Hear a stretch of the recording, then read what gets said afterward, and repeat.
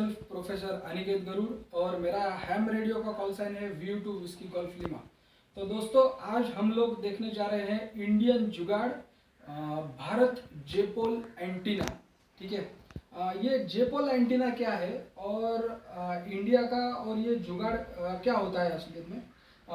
जुगाड़ ये technology India ने पूरे वर्ल्ड को दी है, हमारे भारत देश ने, हमारे भारतवर्ष ने पूरे जग को दी है। और बहुत सारे मैनेजिंग डायरेक्टर्स और बहुत सारे सीईओज ये इस जुगाड़ के पीछे पड़े हैं कि कैसे बहुत ही इंटेलिजेंट तरीके से हम लोग सस्ते से सस्ती चीज़ और बहुत ही ज़्यादा इफ़ेक्टिव चीज़ बना सके। ठीक है, तो ये जो आज का एंटीना है वो हमारे जो परम पूज्य समीर दादा है, तो उनको मैं ये समर्पित करता हूँ क्योंकि उन्होंने जुगाड़ के नाम का आर्टिकल जो था वो हम लोगों के लिए दिया था। जो हमारे प्यारे बापू ने उनका सेमिनार लिया था तो वो आर्टिकल उन्होंने दिया था। और स्पेशल मेमोरी मेरी ये है कि हमारे कॉलेज में पुणे यूनिवर्सिटी के थ्रू माध्यम से हम लोगों ने आविष्कार रिसर्च ओरिएंटेशन के लिए एक प्रोग्राम आयोजित किया था। आविष्कार में भी जुगाड़ की चीज़ें ही होती है। तो उनमें मैंने उनको पूछा था कि आपका आर्टिकल मैं एज ए स्टूडेंट्स को नॉलेज के लिए दे सकता हूँ क्या। तो उन्होंने मतलब इतना अच्छे तरीके से उन्होंने ये बोला था कि अगर तुम्हारा कॉलेज अथॉरिटी तुमको परमिट नहीं करता है तो तुम्हारा आर्टिकल है करके ऐसे भी दे सकते हो। लेकिन उसकी ज़रूरत नहीं पड़ी। वो आर्टिकल मैंने बच्चों को पढ़ने के लिए दे दिया, उनको भी बहुत अच्छा लगा और एक अच्छा काम हो गया। तो अब मैं आपको ये जुगाड़ जेपोल जो एंटीना है ये फर्स्ट टाइम बनाया था हैंस बेगेरो ने, जो जेपलिन एयरशिप्स थी 1909 में। ये हैंस बेगेरो साहब ने ये जेपोल एंटीना बनाया था। ओके, तो ये जेप एंटीना भी कहा जाता है, लेकिन हैम रेडियो के लिए बहुत ही अच्छा एंटीना है। ये एंटीना ओमनी डायरेक्शनल होता है। ओमनी डायरेक्शनल माने अगर ये एंटीना ऐसा सीधा खड़ा है तो उसके 360 डिग्री में सभी को उसकी आवाज़ सुनाई देगी, सभी में उसके रेडिएशंस सभी दिशाओं में उसके रेडिएशंस फैल जाएंगे और सभी को अच्छी तरह से सुनाई देगा। फिर उसके बाद इसका जो गेन है, इसकी जो क्वालिटी है, ये 5/8 जो एंटीना है ना उससे बहुत ही ज़्यादा अच्छी है। वो भी ओमनी डायरेक्शनल है, ये भी ओमनी डायरेक्शनल है, लेकिन इसमें इसका गेन बहुत ज़्यादा अच्छा है, इसलिए दूर तक सुनाई देगा और दूर का आपको ज़्यादा अच्छा सुनाई देगा। ठीक है, गेन मतलब क्या होता है कि जितनी वेवलेंथ वो एंटीना एडजस्ट कर सकता है अपने अंदर, जितना उसका ज़्यादा एरिया कवर करेगा उतनी ज़्यादा उसका गेन रहेगा। तो आपको छोटे से छोटा जो दूर तक से अगर कम वाट आउटपुट से अगर कोई ट्रांसमिट करता है तो भी आपको अच्छी तरीके से सुनाई देगा। ओके, फिर इसके बाद मैं आपको एक चीज़, इसको लिमिटेशन ये है कि ये सिंगल बैंड एंटीना है, इसमें सिर्फ एक ही बैंड होता है। 144 मेगाहर्ट्ज़ ही आप इसमें डाल सकते हो या तो फिर UHF डाल सकते हो। ठीक है, फिर उसके बाद इसको कॉशन ये लेनी पड़ती है, इसको खबरदारी ये लेनी पड़ती है कि किसी भी मेटल के पास इसको हम नहीं खड़ा कर सकते हैं, इससे इसमें डिस्टर्बेंसेस आते हैं। ओके, फिर इसके बाद ये बहुत ही ज़्यादा सेंसिटिव है। और एक बात बताना चाहूँगा, इसके अगले जो डेवलपमेंट्स है ये बनाने के लिए बहुत ही ईजी है, सस्ता है। हमने तकरीबन 350 रुपये में, 300-350 रुपये में इसको बना लिया है। और इसको अगर आपको और भी अच्छा बनाना है, इसको अगर डुअल बैंड बनाना है तो इसी का भाई है स्लिम जिम एंटीना करके है। फिर इसके बाद सुपर जे पोल भी आता है, ये जे पोल एंटीना है तो सुपर जे पोल भी आता है, कोलिनियर जे पोल भी आता है। लेकिन इन तीनों में भी बहुत ही ज़्यादा टेक्निकल नॉलेज की ज़रूरत होती है, बहुत ज़्यादा हार्ड वर्क करना पड़ता है। और हम लोग ये एंटीना क्यों बता रहे हैं आपको, मैं ये एंटीना क्यों बता रहा हूँ आपको, क्योंकि अगर कोई डिजास्टर होता है और आपके पास सिर्फ वॉकी टॉकी है जिसका वेटेज बहुत ही कम है और आपके आसपास बहुत कम लोग हैं, तो आप ज़्यादा से ज़्यादा दूर तक बात कर सको और दूर का आपको सुनाई भी दे। क्योंकि वॉकी टॉकी का जो एंटीना होता है, रबर डकी जो छोटा वाला एंटीना होता है, वो उतना इफेक्टिव नहीं होता है। अगर आप इसको अटैच कर देते हो वॉकी टॉकी को, तो वो बहुत अच्छे तरीके से काम करेगा। ठीक है, तो अब मैं आपको इसका डायग्राम समझाता हूँ और ये कैसे बनाया है वो मैं आपको दिखाता हूँ। ओके एवरीबडी, अब आप देख सकते हो कि ये 10 फीट का तकरीबन मैंने पाइप लिया हुआ है। ये पीवीसी का पाइप है और आप इसमें देख सकते हो अपनी रेगुलर की जो वायर आती है वो मैंने यूज़ की है। इसमें रेगुलर मतलब इलेक्ट्रिसिटी में जो रेगुलर वायर होती है वो। और ये जो है ये इम्पेडेंस मैचिंग के लिए हमें बराबर 4.7 सेंटीमीटर तक लेना है। ये मैं आपको इस डायग्राम में आपको मैं समझाता हूँ। और ये चोक कहते हैं इसे, और ये SO239 है। ये इसको वायर अटैच करके हम लोग वॉकी टॉकी को अटैच कर सकते हैं। ओके, तो ये जेपोल क्यों कहते हैं इसको, तो आप देख सकते हो यहाँ पर ये जे का शेप है भाई, ये पूरा जे का शेप है।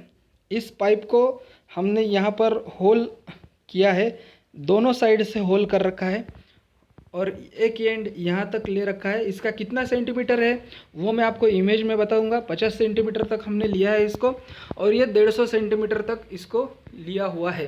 बहुत हमने बाकी के एंटीनास भी स्टडी किए थे।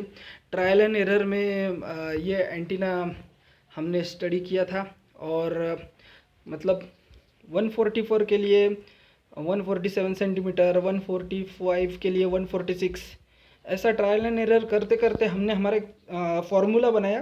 ठीक है, फिर उसके बाद मैं आपको समझाता हूँ कि ये एंटीना को ट्यून कैसे करते हैं।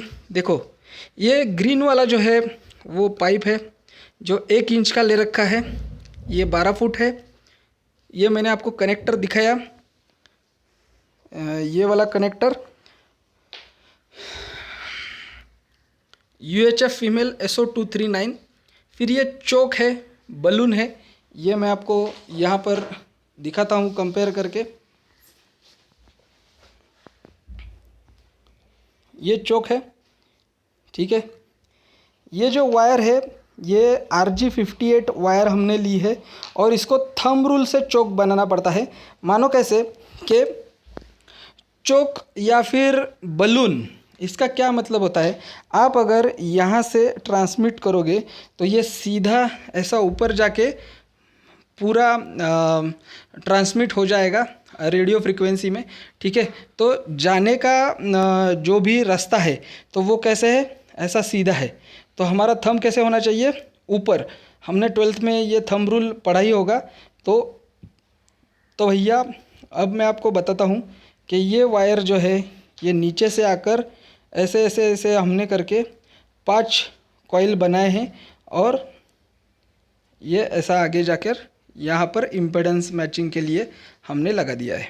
ओके, तो मैं आपको ये बता रहा हूँ कि ये जो जेपोल है ये 48.50 सेंटीमीटर लगेगा आपको, और ये हमारा स्टैंडर्ड फार्मूला है। ये भी आप चेक कर सकते हो, लेकिन मैं ये रिकमेंड करता हूँ कि 150 सेंटीमीटर तक लेना ये वाला, और ये वाला 50 सेंटीमीटर, और अपने हिसाब से SWR मीटर लगा के प्रॉपर 1 अगर आप SWR लाते हो तो बहुत ही अच्छा आपको रिज़ल्ट मिलेगा। तो फिर मैं आपको अभी इसको ट्यून करके दिखाता हूँ ये वाले एंटीना को। ओके, तो हम लोग अभी इसको ट्यून कैसे करते हैं वो देखते हैं। ये मेल कनेक्टर हमने फीमेल कनेक्टर में डाल दिया है।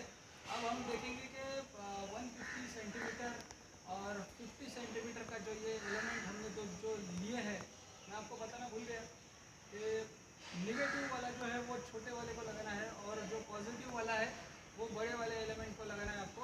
तो हम लोग अभी SWR चेक करते हैं कि कितना SWR आ रहा है।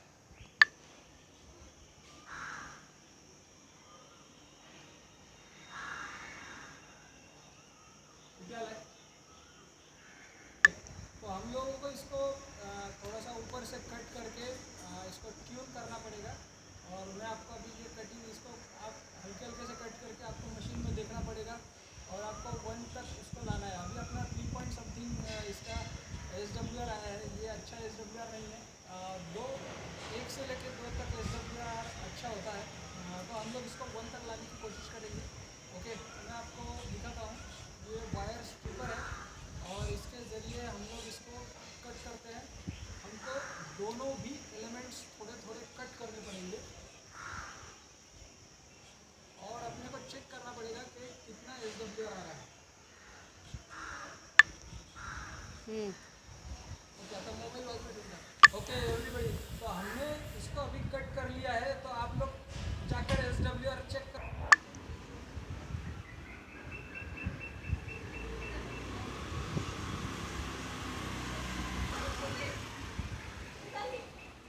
झालं का?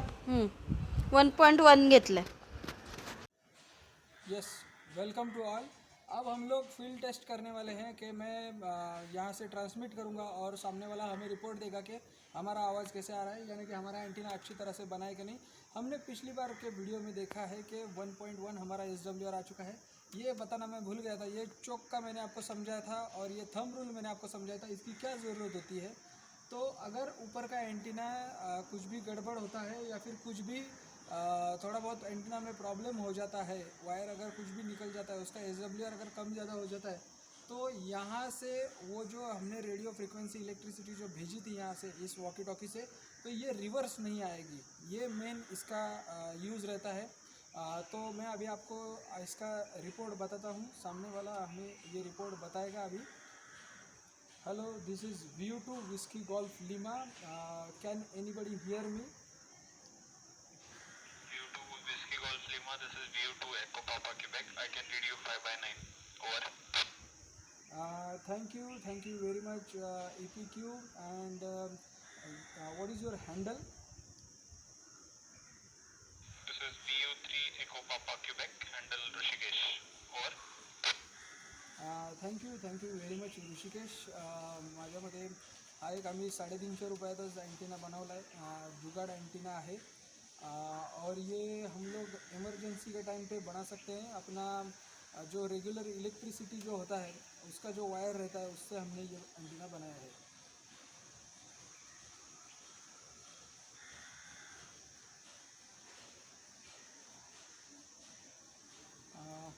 Okay Rishikesh, stop. Hello, VU3 EPQ. Can you hear me? And how about my transmission? VU2 WTN, this is VU3 EPQ. I can read you loud and clear, it is 5 by 9. Over. How about the previous report and now this is I am using rubber ducky. Can you compare between J-pole and rubber ducky? Your previous route with the external antenna was more clearer, and the one with the rubber ducky is also clear, but comparatively less. Over to VU2 WGL. Thank you very much. J-pole की वजह से मुझे आपकी आवाज़ बहुत ही अच्छे से सुनाई दे रही थी और उसमें वाटर बोटिंग नहीं था। और हम लोग अभी देख सकते हैं कि ये रबर डक्की में वाटर बोटिंग बहुत ही ज़्यादा आ रहा था, नॉइज़ लेवल बहुत ही ज़्यादा आ रहा था। So thank you very much EPQ. Is there anybody else who can listen me EPQ?